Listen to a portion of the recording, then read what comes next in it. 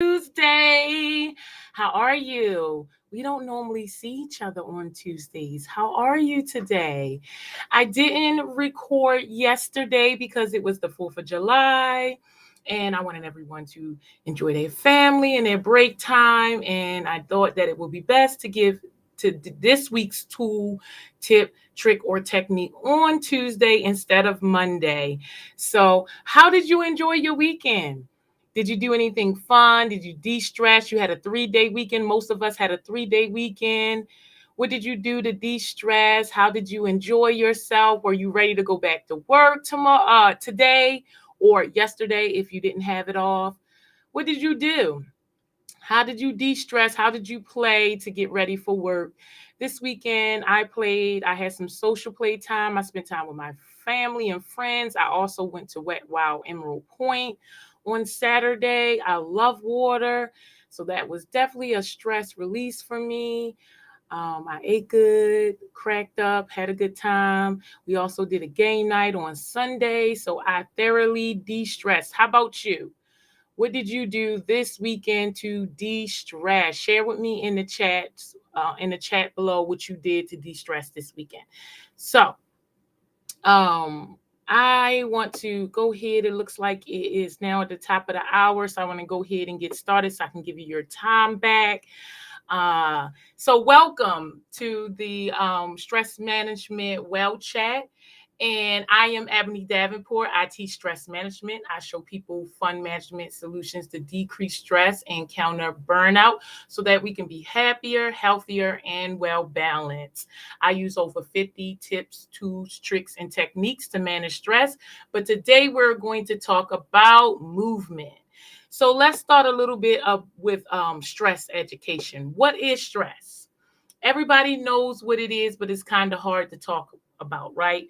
We all have different ideas and definitions of stress, and there isn't one single unifying definition of stress in the literature. In Eastern philosophy, stress is considered the absence of inner peace. In Western culture, it's the loss of control. Therefore, stress is problematic because it's ambiguous, right? Stress definitions differ, stressors vary, affecting people's mind and bodies different. So we all have different reactions to stress. Research says that there's significant variability in perception and responses to potentially stressful events. So again, what is stress? I like to blend the Eastern philosophy and Western culture's idea of stress and say that stress is the feeling of out of control instead of feeling inner peace. So there are 3 steps to perceiving stress. There's perception, which is appraisal, coping, and adapting. Now, again, the reason why stress is so hard to manage is because what we perceive as a stressor, or what stresses us can be different depending on what we think about the stressor. And so appraisal is really an important factor when it comes to stress management because the way you look at something determines how your body will react and how your actions will follow. And so we want to work more on our mindset when it comes to stress management because that in itself is how we perceive stressors, right? Coping is just we want to figure out techniques that are actually adaptive that reduce the cortisol in our body and not cause more cortisol or more stress in our body. Many of us practice maladaptive techniques to manage stress like shopping, eating, drinking, using drugs, social media. We do a lot of maladaptive behaviors that just cause more stress in the long term, and it doesn't really decrease the cortisol in our body. So we have to be conscious when we're picking activities to cope with stress, and adapting to it is just how does this stressor factor into our lives? Is it something that we have to deal with? Is it something that we can eliminate or lessen in our lives? So we have to figure out how we can adapt to whatever stressors that cannot be eliminated, and how we can allow or make sure that that stressor doesn't continue to cause us damage, both physically, mentally, spiritually, emotionally, because stress affects your entire body.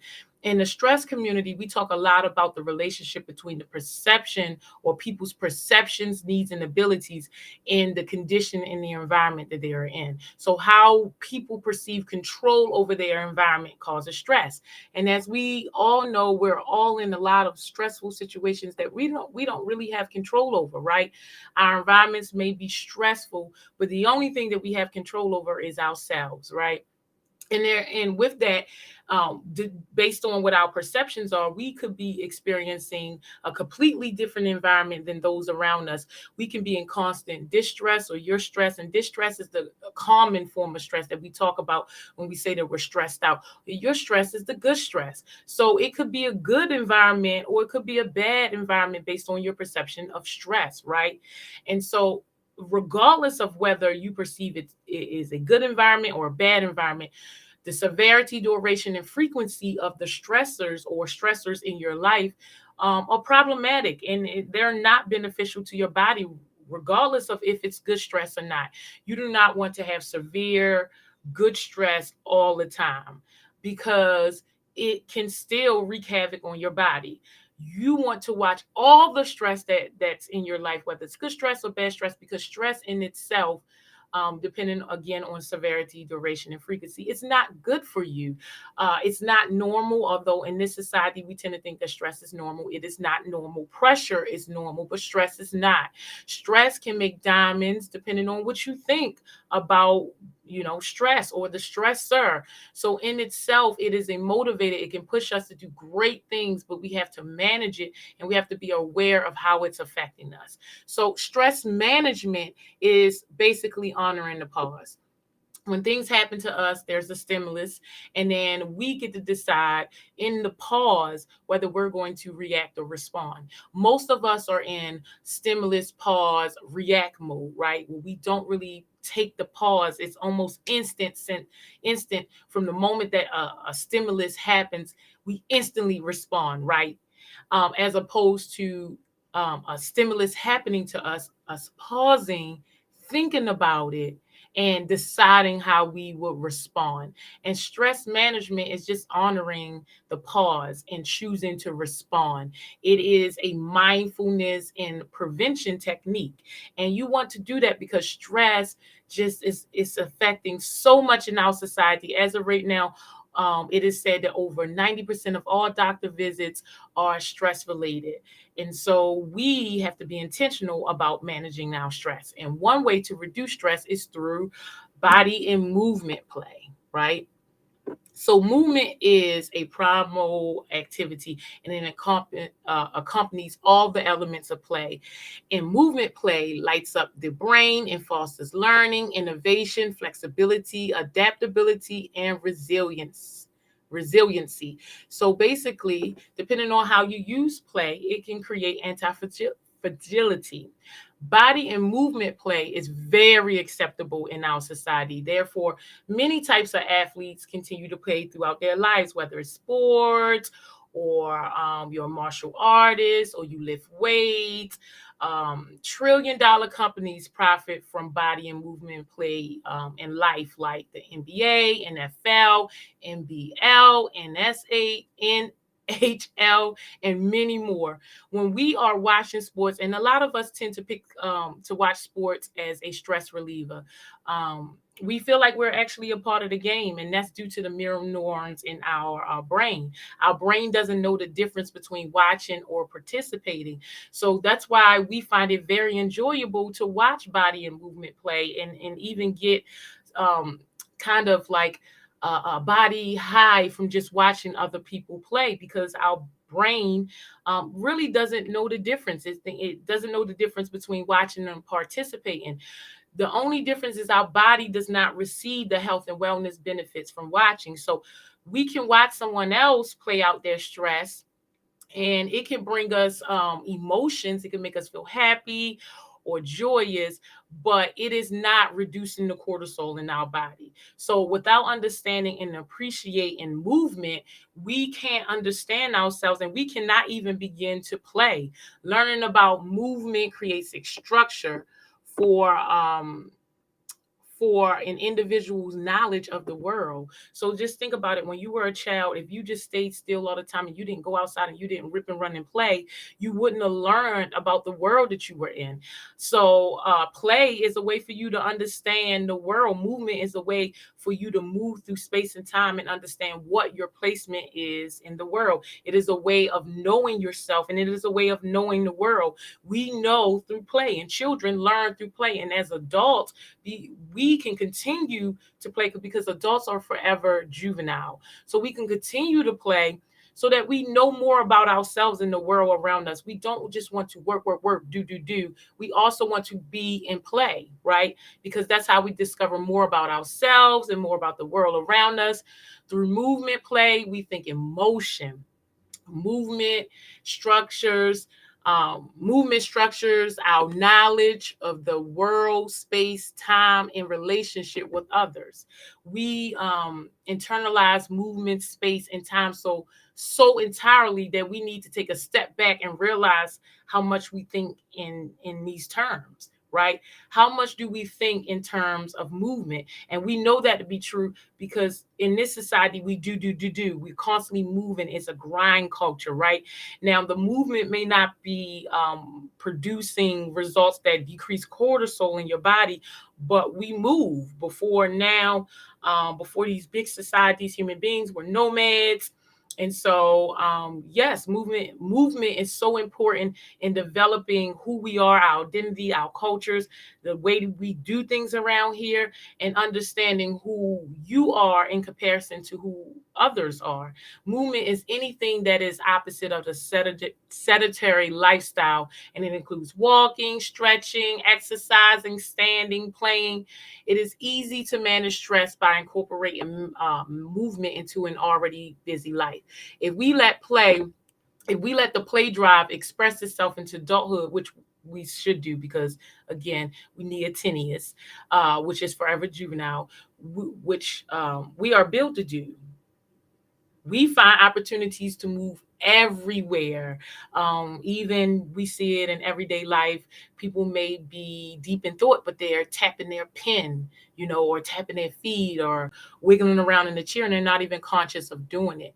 So we can use movement to counter stress and cortisol, which is the stress hormone in our bodies, by playing intentionally. So if we stop playing, because human beings are forever juvenile, we share the fate of all other animals that grow out of play. Our behavior becomes fixed. We lose interest in new and different things, find few opportunities to take pleasure in the world around us, and eventually we grow ill and diseased, right? So overall, we don't want to succumb to the child or adult duality. In America, a strong work ethic is valued, but over 2/3 of the population is unhappy. Nations with less are happier. Looking around today, we can see many examples of miserable adults who live sedentary lives and do not play. Play is the cure for misery, and movement is the remedy for stress. Imagine what the world would be like if everyone played every single day. So, a practice that we can use for play is the Pomodoro Technique. It can help you because it is a way to eliminate distractions and have hyper focus to get things done in short bursts while taking frequent breaks to come up for air and relax. It was invented in the early 90s by a developer, an entrepreneur, Francesco Cirillo. It is a cyclical system. You work in short sprints, which make sure that you stay productive. You also get to take regular breaks that boost your motivation and your creativity. So it's like the way that you practice it is you want to focus all of your attention. That means do not multitask, do not do anything but one thing for 25 minutes straight. Give it all of your attention. Try not to let your brain wander. Try not to focus on multiple things or multitask. Just give whatever you're doing your full capacity for 25 minutes, and then take 5 minutes away to play, to de-stress, to relax, to stress, to shake it off, to laugh, to meditate, to do whatever you can do to kind of recenter yourself for the next 20 minutes. sometimes in corporate America, it's not easy to get away in 5-minute increments. So what I say is, if you can't get away in 25-minute increments to move, after focusing for 25 minutes, if you can't find 5 minutes to move, walk, stretch, run, do anything, see if you can do 50 minutes and then take a 10-minute break. But it's really not possible. As a human being, you have limitations. Our body has limitations, our mind has limitations. And so we have to honor it so that we can practice wellness and, be more engaged and productive in our own lives. So therefore, many other people benefit, like our families, our jobs, our communities. But we can't do that if we live in sedentary lives, burnt out behind computer screens all day, sitting for work, not really moving to make sure that we're reducing cortisol in our body and managing our stress. And so the Pomodoro technique is a very good way to twofold. One, practicing focusing on something for 25 minutes, and the second half, which is putting yourself in the practice of focusing and moving is so beneficial to you. So please tell me if this helped you out, if you ever thought about movement this way. How do you use movement throughout the day? Do you practice the Pomodoro technique? Do you find yourself sluggish after sitting at your desk for a long time?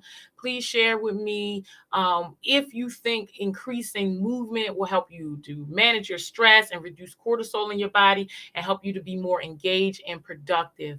So I hope this helps, work life warriors. I'll be back tomorrow doing the wellness work break, which is some breathing meditation, and that's at noon. And then Friday at noon, I'll also be doing some laughter yoga on here. Come and join us if you want to laugh your stress away. On Saturday, I'll also be at Pullen Park for Adults Gone Wild. And on Sunday, I will be at on Millbrook Road. What is it? Shelley Lake Park on Sunday doing some laughter yoga. And then we'll be back on Monday again at the top of the week to do our stress management WellChat. And I will give you another tooltip, trick and technique to manage your stress. And remember, it's up to you to manage your stress, to go out of your way to add all of the things that you want in life, to add the play, joy, fun, happiness, and all of the things that increase your quality of life. No one will do it for you. So go out of your way to play the stress away. Again, I am Ebony Davenport. I teach stress management. I show people how to utilize fun management solutions to decrease stress and counter burnout so that we're happier, healthier, and well balanced. I use over 50 tips, tools, tricks, and techniques to manage stress. And so if you would like to learn about these 50 tips, tools, tricks, and techniques, I also have a stress management fun shop that is the third Saturday of each month. So the next one is August the 20th. Well, I hope that helps, work life warriors. I'll go ahead and give you your time back. And I hope you enjoy your day. I will see you tomorrow. Have a great day.